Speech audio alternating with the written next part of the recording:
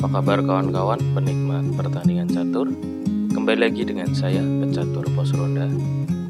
Kesempatan kali ini kita akan menyaksikan pertandingan antara Garry Kasparov yang akan melawan Szymon Palatnik.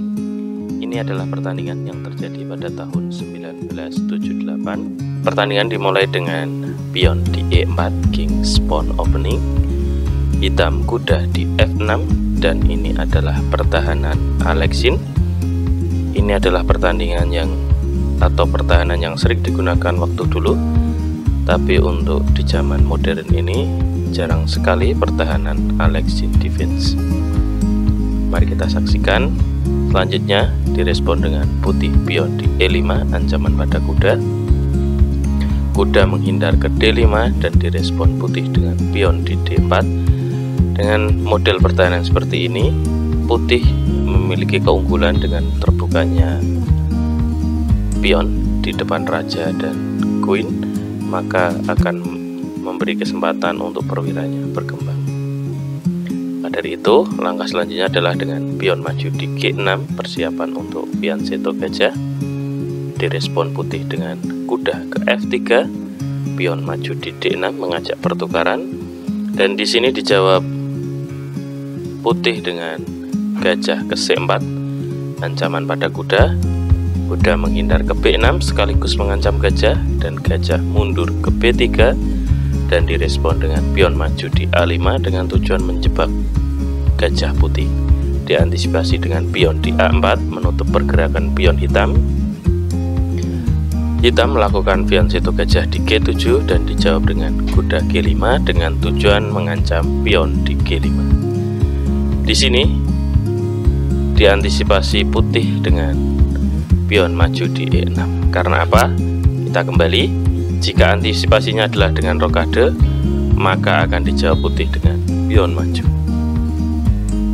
Karena setelah langkah ini, misal diantisipasi dengan pion maju di F6, maka kuda akan mengancam menteri di F7.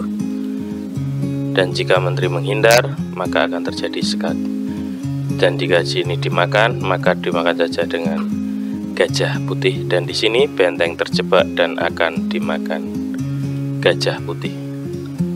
Maka dari itu kita kembali ke pertandingan aslinya. Setelah kuda maju, yaitu dengan pion maju di E6, dijawab Garry Kasparov dengan pion di F4 di langkah ke-9. Hitam pion makan pion dan putih makan pion di E5. Dengan begini, posisi putih sangat solid pion di pusat. Hitam merespon dengan pion maju di C5 untuk membongkar pertahanan putih pionnya, dan dijawab Kasparov dengan rokade pendek di langkah ke-11. Dan setelah hitam juga mengikuti langkah rokade, baru di sini pion maju untuk mengamankan pionnya. Lanjut kuda ke C6 dan kuda putih ke E4 dan dijawab dengan kuda ke D7. Di sini ada opsi, yaitu kita kembali dengan pion makan pion di D4, karena setelah itu putih akan melakukan ancaman pada menteri. Misal menteri menghindar ke D7, maka dilanjutkan kuda ke F6. Misal dimakan, maka akan. Dan di sini posisi putih sangat solid sekali, dan mestinya dia akan menggiring menteri ke sayap kanan untuk melakukan segakman. Oke, kita kembali. Maka di sini langkah yang dipilih oleh hitam adalah dengan kuda di D7, dijawab dengan gajah ke E3 mempertahankan pion, kuda ke E7 dan gajah ke G5, pin kuda. Pion makan pion di D4 dimakan kembali dengan pion D4. Pion maju di H6 dan di sini gajah mulai diancam, mundur ke H4, kembali diancam di G5 dan mundur ke F2. Setelah itu baru kuda menempati titik G6 setelah gajah pergi. Setelah itu pengembangan dengan kuda ke C3 dijawab dengan menteri ke E7, gajah ke C2 dan pion maju di B6, dan direspon putih dengan gajah ke E3 dan gajah hitam ke A6 mengancam benteng. Dan di sini benteng menghindar ke F2 dan dilanjutkan kuda ke H8. Dan di sini putih mulai melakukan pengorbanan dengan gajah makan pion di G5. Dan di sini wajib dimakan dengan pion karena posisinya adalah mengancam menteri hitam. Maka dari itu setelah pion makan dan di sini menteri ke H5 fokus menyerang dan dijawab hitam dengan pion di F5 melakukan N pasan. Dan di sini putih tidak memakan pion tersebut dengan cara N pasan, melainkan kuda makan pion dengan tujuan yaitu skakmat dalam satu langkah.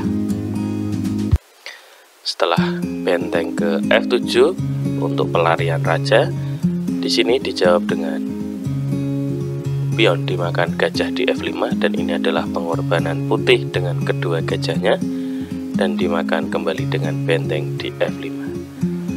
Di sini coba kita analisis, yaitu di sini jika pilihannya adalah pion makan, maka yang terjadi adalah dengan pion akan didorong maju ke E6, dan jika kuda ke F8 maka pion akan makan benteng skaknya.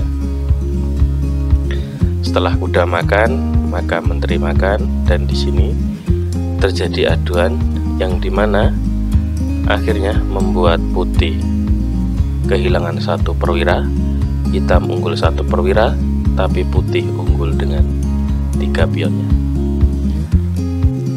Di sini jika pilihannya adalah misal dengan menggeser menteri gajahnya ke B7, maka yang terjadi adalah dengan skak, raja menghindar ke F8 dan kuda makan skak kembali. Misal raja menghindar kembali ke E8, maka kuda akan makan.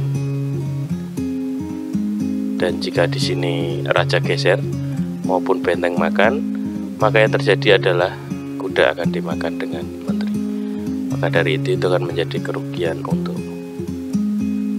hitam. Dan di sini langkah yang dipilih adalah dengan benteng makan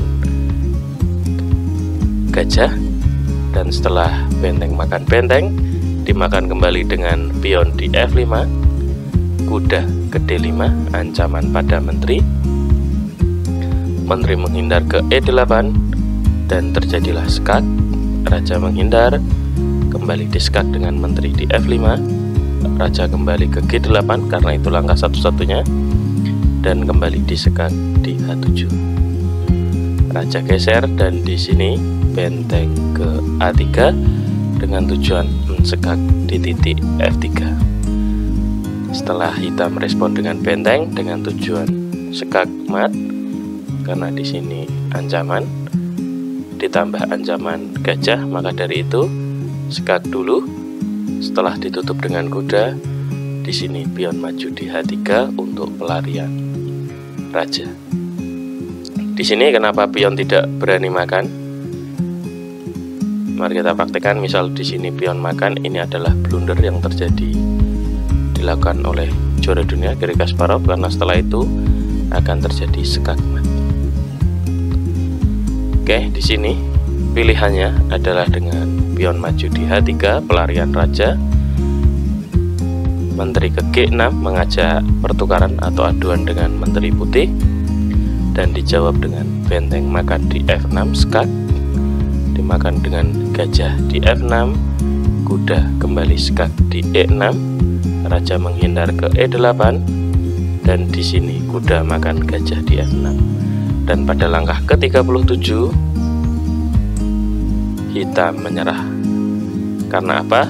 Jika dilanjutkan, misal langkah satu-satunya adalah dengan kuda makan, dimakan menteri hitam, maka yang terjadi adalah pion makan, dan ini adalah skakmat dalam satu langkah. Mungkin solusinya adalah dengan menutup dengan kuda, maka akan terjadi skak, raja menghindar dan skak. Dan di sini posisi putih sangat unggul dengan menterinya yang melawan benteng dan gajah. Oke, terima kasih teman-teman sudah menyaksikan pertandingan kali ini. Nanti kita saksikan pertandingan-pertandingan selanjutnya dengan cara mensubscribe, share, like, dan komen untuk konten kali ini. Terima kasih.